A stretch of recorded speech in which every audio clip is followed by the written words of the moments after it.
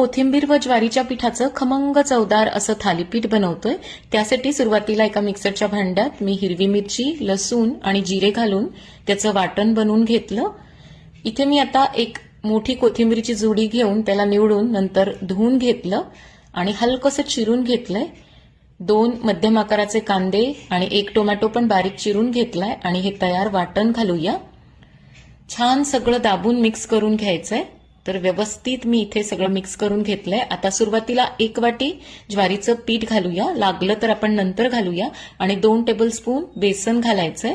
अर्धा चमचा ओवा हातावर चोळून घातलाय, हिंग आणि 1 चमचा तीळ घातले आहेत। चवीनुसार मीठ घालूया आणि हे सगळं आता मिक्स करून घ्यायचंय। तर सुरुवातीला पाणी घालायचं नाही।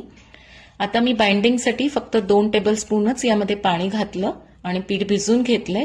1 चमचा तेल घालून पीठ छान एकसारखं करून घ्यायचंय आणि लगेच थालीपीठं बनवायची आहेत। आपण घेतलेल्या साहित्यामध्ये साधारण 5 थालीपीठं तयार होतात। एक रुमाल ओला करून त्यावर मी हा गोळा ठेवून थापून घेतलाय। तवा पण छान गरम झाला की त्यावर तेल सोडून नंतर हे थालीपीठ घालायचंय आणि दोन्ही बाजूने छान असं खरपूस भाजून घ्यायचंय। तर मस्त असं कोथिंबीरीचं थालीपीठ तयार आहे। खायला खूप भारी लागतं। लोणच्यासोबत, दह्यासोबत किंवा खोबऱ्याच्या चटणीसोबत तुम्ही खाऊ शकता।